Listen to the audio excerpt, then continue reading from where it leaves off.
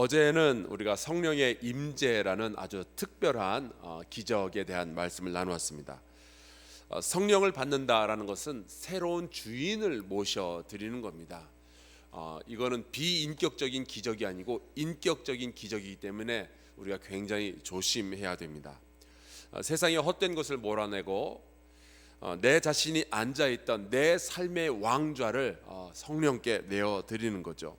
그분이 나의 주인이 되어 주셔서 나를 다스리도록 하는 것, 그것을 성령 충만이라고 합니다. 그분으로 하여금 나의 삶을 다스리게 되면은요, 여러분, 내 삶 가운데서 굉장히 많은 일들이 일어나게 되죠. 많은 것들이 바뀌게 됩니다. 얼마나 많이 그분께 순종하느냐가 얼마나 내가 성령 충만하느냐를 가름할 수 있는 일이 됩니다. 성령 충만을 간절히 원하는 사람은 반드시 성령 충만을 받게 됩니다. 왜 제가 이러한 말씀을 드리는고 하니, 이미 예수께서 딱 그렇게 약속을 해 놓으셨어요. 누가복음 11장 13절에 예수께서 말씀하셨습니다.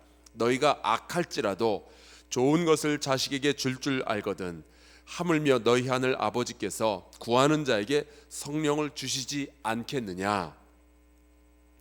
문제는 성령이 안 오시는 게 아니고요, 우리가 구하지 않는 겁니다. 어쩌면 아직도 내 인생의 보좌를 주께 내어드리기가 어려워서 그럴지도 모르겠어요. 성령의 능력은 원하지만 성령의 임재는 안 원해서 그럴지도 모르겠습니다. 하지만 만약에 아직까지도 내 안에 성령의 충만이 있지 아니하다, 좀 이렇게 마음이 좀 그런 것 같지 않다 싶다면은 나의 신앙을 되돌아보고 주님께 재헌신하는 이 사순절 기간이 되기를 간절히 축원합니다. 아멘이 왜 이러세요? 어떤 분들은 그래요. 기적이 잘 이해가 안 돼요. 목사님, 그거 어떻게 이해가 돼요? 어떻게 바다가 갈라지며 어떻게 죽은 자가 살아나며 어떻게 안수했다고 성령이 임하시냐 말이죠. 이해가 되질 않는다고 그래요. 여러분, 고등학교 다니실 때 선생님한테 그런 이야기 들어보셨어요? 이해가 안 되면 외워라. 여러분, 기적이라는 것은 이해하는 것이 아니고 믿는 거예요. 이해가 되는 순간 더 이상 그것은 기적이 아니죠. 그거는 논리이고 과학일 뿐입니다.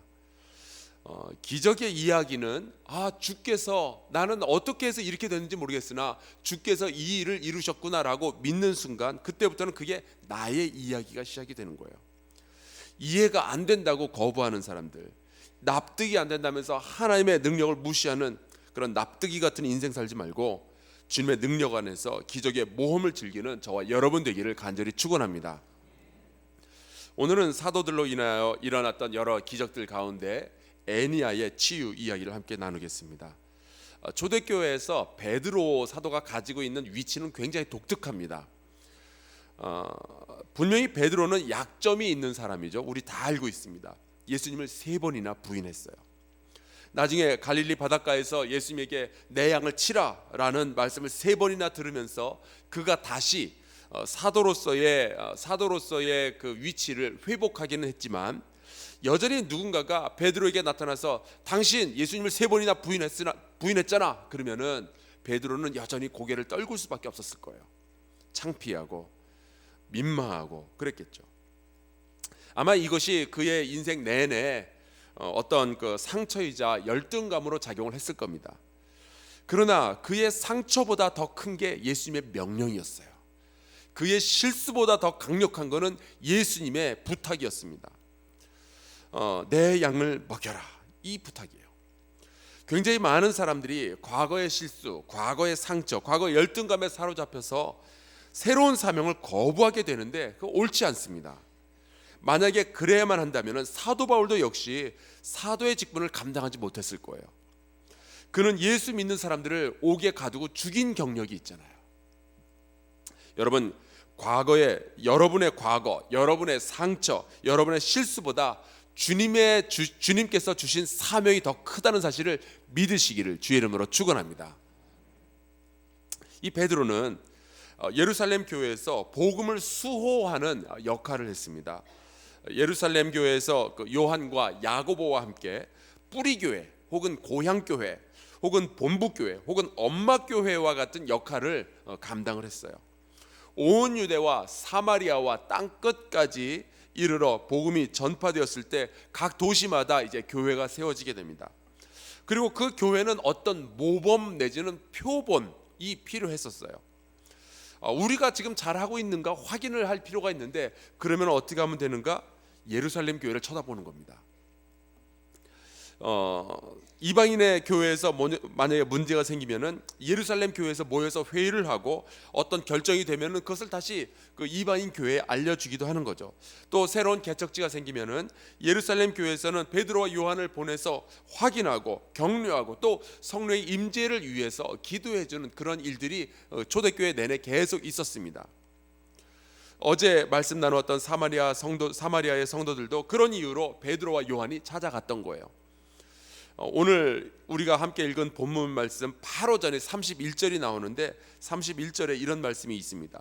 그리하여 온 유대와 갈릴리와 사마리아 교회가 평안하여 든든히 서가고 주를 경외함과 성령의 위로로 진행하여 수가 더 많아지니라. 여러분, 저는 이 말씀 딱 보면서 우리 한사람 교회가 기도해야 될 것이 이거겠구나 생각이 들었습니다. 우리 한사람 교회는 선교하는 교회잖아요.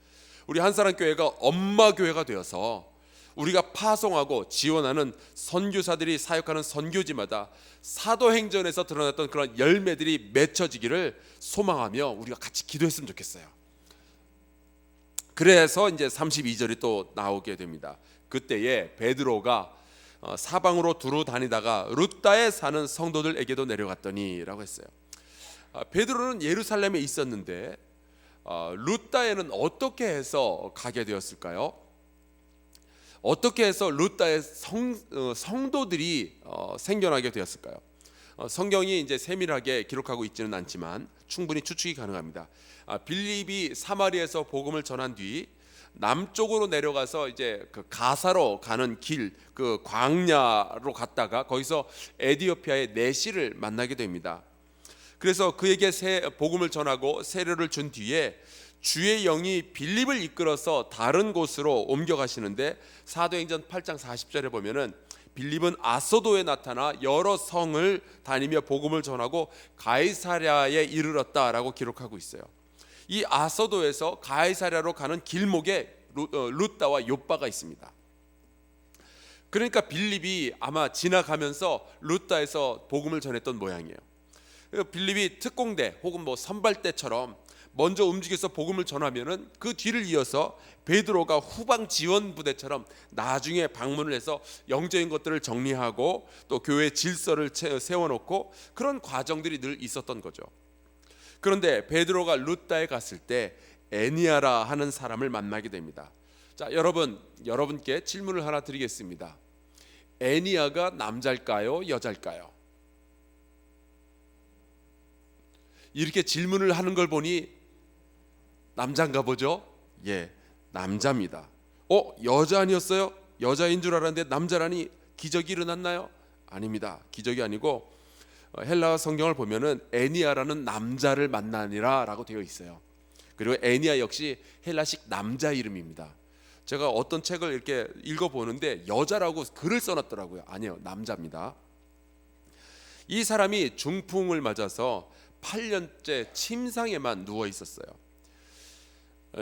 저희 아버지도 중풍 때문에 지금 침상에 누워 계시는 상황이라 이 오랫동안 이렇게 침상에 누워 있는 것이 어떤 결과를 보여주는지 제가 잘 압니다. 8년을 누워 있으면요, 근육이 힘이 빠지고요, 굳어지고요, 근육 자체가 얇아져요. 그 근육에서 기운과 감각이 사라지면서 자연히 희망도 사라지고, 여러분 그 고통이 있어도요, 여러분 그 고통 가운데 제일 아픈 고통이 뭔지 아세요? 지금 아픈 거요. 옛날에 아픈 거 신경 안 써요. 지금 아픈 게 제일 아파요. 그런데 이 고통도요, 잠시는 버텨볼 만해요. 근데 한 달, 두 달, 1년, 2년 고통이 지속되면 고통이 소망을 질식시켜 버립니다. 애니아가 8년을 누워 있었다라는 말은 그냥 8년 있었구나 그렇게 보면 안 되고요, 소망이 사라졌겠구나라고 생각을 해야 돼요. 고통은 그 크기도 문제지만 그 길이도 굉장히 큰 문제예요. 재미있는 것은 베드로가 그를 만났을 때, 애니야를 만났을 때 애니야와 베드로 사이에는 어떤 교감도 없었어요. 성전 미문에 있었던 그 거지는 적어도 베드로에게 구걸이라도 했잖아요. 간질 걸린 아이를 데리고 예수께 왔던 그 아빠는 예수님 앞에 엎드리면서 간청이라도 했잖아요. 병든 사람 본인이 아니라면 병든 자를 데리고 온 사람이든 누군가는 요청하고 누군가는 믿음에 순종을 해서 기적이 일어나는 일들이 있었는데, 애니야와 베드로 사이에는 그런 것이 전혀 보이질 않습니다. 그런데 베드로가 먼저 다짜고짜 이야기를 하죠. 애니야야, 예수 그리스도께서 너를 낫게 하시니 일어나 내 자리를 정돈하라. 기적은요, 때로는 누군가의 요청 없이도 우리의 삶으로 쳐들어올 때가 있어요. 저는 사실 이게 굉장히 가슴이 뭉클하게 읽었습니다. 제가 로마서 5장 8절의 말씀을 읽어드릴게요. 우리가 아직 죄인 되었을 때에 그리스도께서 우리를 위하여 죽으심으로 하나님께서 우리에 대한 자기의 사랑을 확증하셨느니라. 어느 날 우리의 삶 속으로 하나님의 사랑이 뛰어들어온 거예요. 우리는 죄인이기 때문에 도와달라는 소리조차도 하지 못하는 바로 그 순간에 하나님의 기적이 내 삶 속으로 쳐들어온 겁니다. 기적이 그렇게 내 삶의 시작이 된 거예요. 내 눈에는 잘 드러나지 않지만 내가 하나님의 자녀가 될 수 있었던 것의 가장 최초의 기적이 이거였어요. 하나님께서 먼저 내 삶에 들어오시는 것. 저는 이것을 깊은 기적이라고 부릅니다. 깊은 기적이 있다면 높은 기적도 있겠죠. 높은 기적이란 잘 드러나고 누구라도 보면은 저기 기적이구나 인정할 만한 기적들, 그게 높은 기적이에요. 근데 깊은 기적은 숨겨져 있어서 잘 보이질 않아요. 언젠가 내가 예수 그리스도를 만나고 내 신앙 안에 깊은 고백이 있기 전에는 발견하기 어려운 기적이 바로 이 깊은 기적들입니다. 그러나 여러분, 깊은 기적들이야말로 나의 존재를 그리스도 안에 든든하게 붙잡고 있는 기적들이에요. 내가 죄인 되었을 때 나에게 먼저 다가오신 예수님, 애니야가 아무런 반응도 보이지 않을 때 먼저 말을 꺼냈던 베드로, 다 깊은 기적들이에요. 우리가 잠시만 눈을 돌려보면 그런 깊은 기적들이 우리의 삶 가운데 얼마나 많이 있는지 모르겠어요. 여러분이 어떻게 해서 한사랑교회에 나오기 시작했을까요? 그 처음에 이유를 한번 거슬러 올라가 보면 하나님의 깊은 기적들이 여러분의 삶 속에 이미 숨어 있고 박혀 있고 여러분들을 이 한사랑교회 안에 또 그리스도 안에 든든하게 붙잡고 있을 거예요. 베드로가 한 말 마지막으로 좀 살펴보길 바랍니다. 내가 고쳐준다가 아니었어요. 베드로가 그렇게 큰 능력을 받았음에도 불구하고 여전히 베드로는 알고 있었어요. 내가 고치는 것이 아니라는 것. 내가 고쳐준다가 아니고 예수 그리스도께서 너를 낫게 하신다였습니다. 베드로는 예수 그리스도의 대행으로서의 치유를 선포하고 있는 것이죠. 그리고 애니야는 그 말을 듣고 일어나게 됩니다. 그리고 그 결론이 아니나 다를까 우리가 예상한 대로 그대로입니다. 룻다와 사론에 사는 사람들이 다 그를 보고 주께로 돌아오니라. 주님께 돌아오게 하는 바로 그것이 진짜 기적이에요. 깊은 기적들을 깨닫게 하는 그 기적이 진짜 기적입니다. 이렇게 주께 돌아오게 하는 깊은 기적들, 치유의 역사들이 여러분의 삶에 많이 일어나서 선교의 도구로 쓰임받기를 간절히 축원합니다. 오늘 우리가 함께 기도해야 될 제목들은 이런 것들이에요.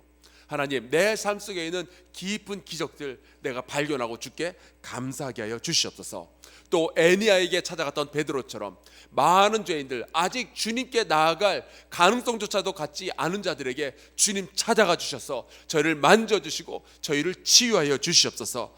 그리고 주님, 우리를 선교의 도구로 사용하여 주시옵소서. 이 세 가지 기도의 제목 놓고요, 우리 함께 주여 이름 한번 크게 부르고 통성으로 기도하도록 하겠습니다. 기도합시다. 주여